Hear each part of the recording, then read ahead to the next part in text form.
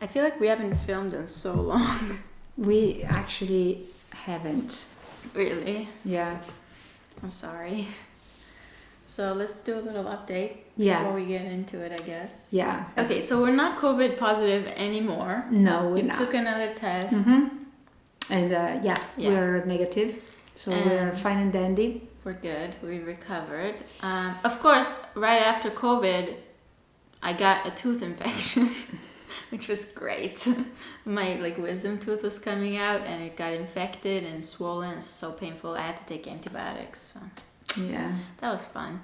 What else is going on? So right now is a bit of an emotional time for me because my mom, I don't think I mentioned this on YouTube, but my dad passed away 2 months ago? A month ago? I don't know. A month and a half. And 2 months ago actually. Yeah, so my mom is now there in Istanbul clearing out his apartment. And it's quite emotional because all this furniture was the furniture that was in the house growing up, that we had. Yeah. So it's a very familiar sight, and trying to sort through things, decide what to get rid of is tough. Some part of me wants to take all of this furniture and just bring it somewhere, I don't know, to Toronto, but it's just too expensive. It's not worth it, and we don't have the space. So it's hard to let go sometimes. So for today's episode we have Dear Selimpi, and it's about, I don't know, I never know what it's gonna be about. You read the Actually, I don't remember. Oh, okay, good. Well, neither of us know. Okay. Dear Sadie and Paula, I'm 32 and my name is Sarah, and it's okay to use it. I'm from those countries that don't accept being gay at all. I realized my sexuality when I was in my 20s, and I was by that time a translator for an expat that came to my country, so my work basically needed to be with her all the time, even at night, so I lived with her in a guest house, in a separate room of course. She was flaming hot, looked sexy even in the worst outfits.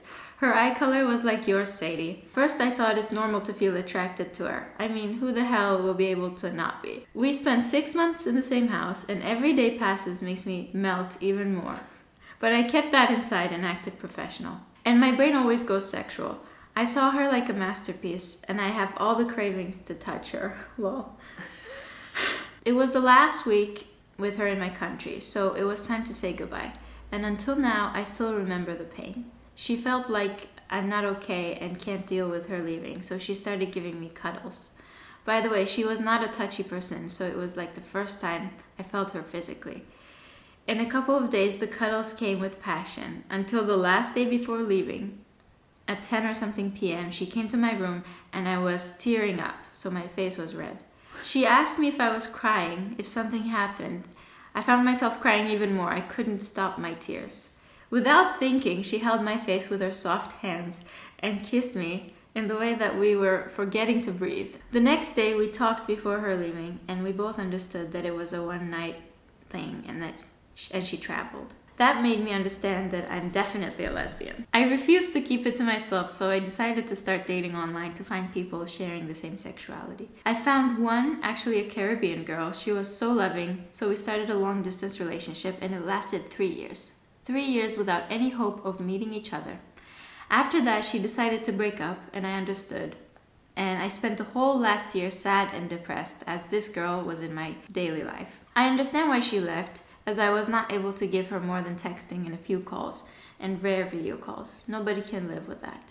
Anyway, the destiny had another option for me, and my current work decided to send me in mission to her country and her city. I'm there now, in my hand her address. I was a really jealous girlfriend, so I always was asking her to send location so I can make sure that she's home. I'm dying to see her baby face and go and meet her at least once in my life, or calling her to invite her to see my favorite tattoo. She tattooed my name on her body, but she's with someone else now, but I want to see her. I'm dying to do that. It's not cheating, is it? Please let me know. It would be nice for her to, to tell her, hey, I'm here, you want to grab a coffee? Yeah, I think so. That's not cheating. Like if you just want to meet with her. Exactly. I would be super curious. Exactly. I mean, for some reason the universe placed you there, and it's crazy to me. It's really crazy. Right? So I think you should, approach this from from just the sake of old times where you guys were feeling things for each other, even if it was long distance. And just for the sake of that, it doesn't have to, that you have to act out or something because she's with somebody else. But, I would actually go and contact her and say, hey, you want to grab a coffee, something like that, and just, Yeah, I mean, you don't have to cross the line with her. You can be respectful of her relationship. Because otherwise, if you don't do that, especially because you're actually there, you're gonna go back to your country and then you're gonna regret that you didn't even see this person. Big time. Yeah, at least you have closure, and that's the most important thing, I believe. Yeah, either that or, like, I don't want to give too much hope, but either that or maybe she's with somebody she doesn't even like as much as you. And maybe when she realizes you're right there, she's gonna break up with that person and get together with you. You never know. I mean, if it's your destiny. I wouldn't build so much hope, but it's important to see where she's at. Yeah. Because you never know. It's not that we want to give you hope, but it's important, I think, to explore this possibility. Yeah, for sure. At least, if she's super in love with the person she's with, then nothing's gonna happen. But at least you met her, and a friendship can come out of it. So that was quite fast. Should we read the second letter? Sure. Yeah. Okay. I'm a German 37-year-old woman working in an Italian organization. I'm an expat in a mission in Africa. I've been working here for a couple of years now, and my assistant is a local staff. She's so pretty and soft, and I was straight until I met her. I started having a secret crush on her, and that started to go deeper, but all in my heart. Just to let you know, it's illegal in this country to have same-gender relationships. A couple of months ago, I started to feel that she has feelings for me, as she started to come to my place, and this has never happened before, and dressing up and trying her best to look beautiful in front of me. A lot of sexual buildup was there, so much that we were 1 second from kissing each other. But I changed it to her cheek, as I didn't want to lose our jobs over each other at this time. Next day, she came to me telling me that she didn't mean it, the kiss. I don't know if it was out of guilt or she was embarrassed. I hugged her and told her it's okay, it happens, and closed the subject. Now my contract will end by the end of this month, and I feel so much pain because all this love in my chest will stay inside. I can't be with her, and I can't just leave. She's my soulmate, but unfortunately being with her means disaster for her life. If she accepted to be with me, as her family will kill her, and will be also on my career as I'll be blacklisted. Please advise. Maybe I can't think straight now because of all this pressure. Thank you. Wow, the stakes are freaking high.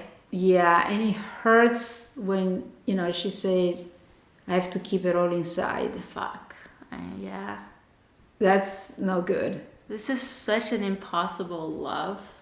That's okay, crazy. We have on one side, being emotionally honest. Yeah. And accept that, this is what you feel and this is what you need to go through, like you feel it, like you live it, experiencing it. And then there's the reality of the world clashing with that. And then there is all this, this construct, of society, duty, work, all these things that don't make absolutely any sense. Well, it's the reality of that country. So I would suggest for you to think about this.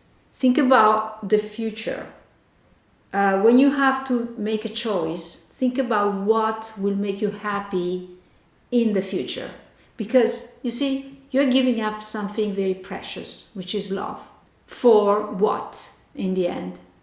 I feel like the most important thing is actually that. It's a connection. You found a person you can connect with. So you gotta find, everything to fight for this, I feel. Well, yeah, it depends. For example, if you were to come out with your love and if it was reciprocated by this woman, you would literally have to save her from that country and bring her to Germany with you. Like, that's the only way. You would literally have to, like, okay, come, let's get married and end of story. Because, like you said, you would have to save her from her culture, from her parents even, you know. Yeah. And she can't stay there. So you would be actually saving her. I have goosebumps, by the way. And you would be, if Yes. truly getting a soulmate and Exactly. finding love. And if all of that is worth more than your job to you, then 100% go for it. Yes. Because you're doing a very good deed.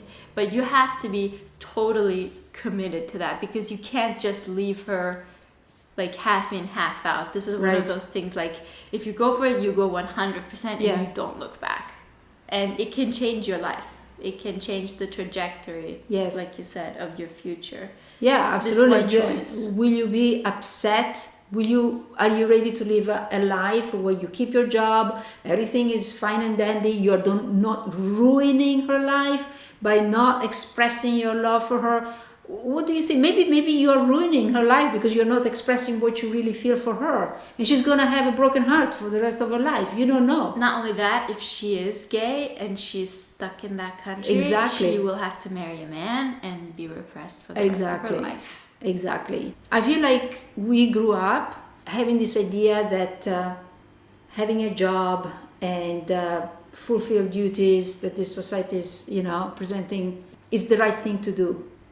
And we grew up with the idea that it's wrong to feel. Like you said, it feels like you grew up also with this idea of keeping emotions inside. And actually that's wrong for us. I mean, we don't live by that drum, Yeah. we live by the drum of love, by the drum of passion, by the drum of feelings, and scrap everything else, because then everything else will be figured out. It will figure out by itself. But connection is the first thing. Otherwise, we're gonna live a miserable, lonely life forever. So Yeah. you just gotta really see yourself in the future, and also see the person that you love in her future. So that fired us up. We are so fired up. Yeah. Go for it. Yeah. We're like the cheerleaders for love. Even if it seems impossible. I mean, in no logical level does this partnership make sense. At all. Exactly. It never made sense. Yeah. But I wouldn't want to change it. Yeah. I mean, me neither. it changed my life, like, And for mine the too. better. Yeah. I was in a very lost place in my life when I met you, and like just meeting you gave my life this incredible sense of direction. And for me too, it's been really extremely valuable for me. This relationship helped me to discover myself more and more, to get in touch with myself. It's really like when you connect on a certain level, it's like priceless. It's just nothing else that counts, really. Well, we want to hear a follow-up from both of them. Mm-hmm. We want to hear if the person in the Caribbean got to meet the girl. Mm-hmm. And we want to hear from you eventually what you decide to do. We would like to have follow-up. I hope we weren't too late. Gosh, when were these sent? I hope we're not too late. The German? September 17, September 15. Anyway. Okay, that's that for this video. Okay, I hope this was helpful. And let's hear some follow-ups, okay? Yeah. See you next one. Bye-bye.